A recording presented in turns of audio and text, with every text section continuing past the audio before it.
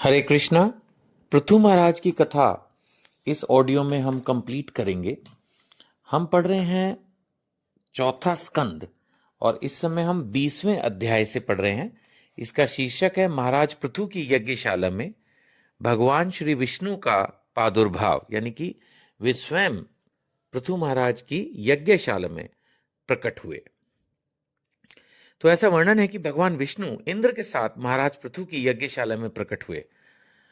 I hope कि आपको इतना तो याद ही होगा कि वे 100 अश्वमेध यज्ञ कर रहे थे और 100वें यज्ञ के अंदर इंद्र ने जो है वो डिस्टरबेंस की, बार बार वो उनका घोड़ा लेके चला जाता था, फिर वो पकड़ के ले आते थे, ऑल दैट।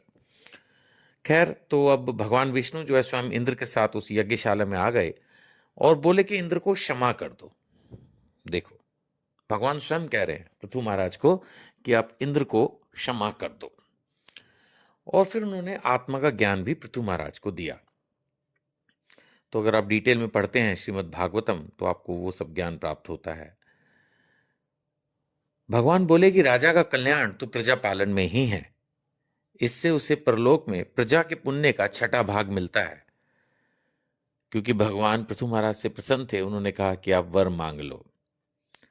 जहां तक देवराज इंद्र का सवाल है, वे अपने कर्म से लज्जित थे और वे राजा पृथु के चरणों में गिरना ही चाहते थे, लेकिन राजा ने उन्हें प्रेम पूर्वक हृदय से लगा लिया और मन में कोई अगर फीलिंग थी भी तो ऐसा वही मेंशन है कि मनोमालिन्य को निकाल दिया। अब जब भगवान ने वर मांगने की बात कही तो बड़ी अलग टाइप की वर जो है पृथु महाराज ने मांगी। उन्होंने कहा कि मुझे भौतिक सुख और मोक्ष की कोई इच्छा नहीं है, लेकिन आप मुझे 10,000 कान दे दीजिए, ईयर्स, सुनने के लिए कान। क्यों? इसलिए भाई जिससे मैं आपके लीला और गुण को सुनता ही रहूं। देखिए, हम पहले भी कई बार चर्चा कर चुके हैं कि भक्ति के जो मुख्य लक्षण, मुख्य चीजें हैं, उनमें श्रवणम, सुनना, भगवान के बारे में सुनना। अब ये जैसे आप सुन रहे हो तो भागवतम को सुनना ही भक्ति है। तो यही उन्होंने कहा कि मैं आपके लीला और गुणों को सुनता रहूं, इसके लिए आप मुझे 10,000 कान दे दीजिए। इस तरह का वर मांगा पृथु महाराज ने। फिर उन्होंने लक्ष्मी जी के समान सेवा भी मांगी। उन्होंने कहा, लक्ष्मी जी के समान मैं भी अत्यंत उत्सुकता से आप सर्वगुणधाम पुरुषोत्तम की सेवा करना चाहता हूं। देखिए, हम कई बार सेवा करते हैं, माता पिता की भी, गुरुदेव की भी, समाज की भी, परिवार की भी। भाषणबाजी तो खैर हम करते ही हैं, दूसरों को सलाह देते हैं, लेकिन खुद जब एक्चुअल सेवा करते हैं तो हम कई बार उत्साह के साथ नहीं करते, बस करते हैं। मतलब कई बार तो रादर निराश होके, दुखी होके, मजबूरी से में करते हैं। और कुछ होते हैं कि जो ठीक है कर देते हैं, सेवा को सेवा मान के कर देते हैं। और कुछ होते हैं जो बड़े उत्साह के साथ, खुशी के साथ करते हैं। तो आप समझ ही सकते हैं कि कौन सी सेवा बेहतर है। बट ठीक है, जिसकी जैसी श्रद्धा वैसा करे, सेवा तो करे।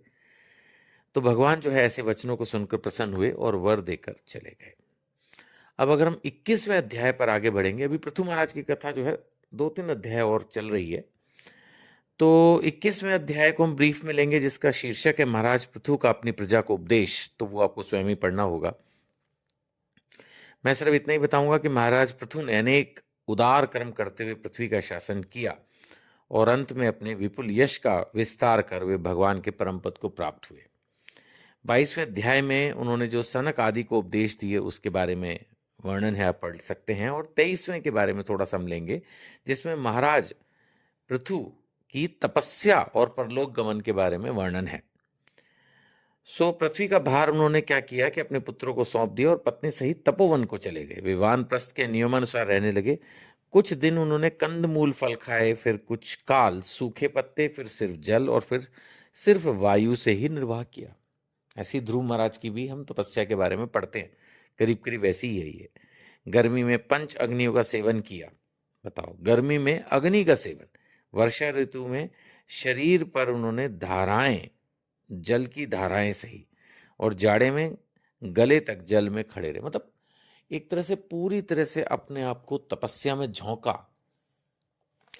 देखिए, हर चीज जो हम पढ़ते हैं शास्त्रों में, उसको एज इट इज कॉपी मारने की जरूरत नहीं होती।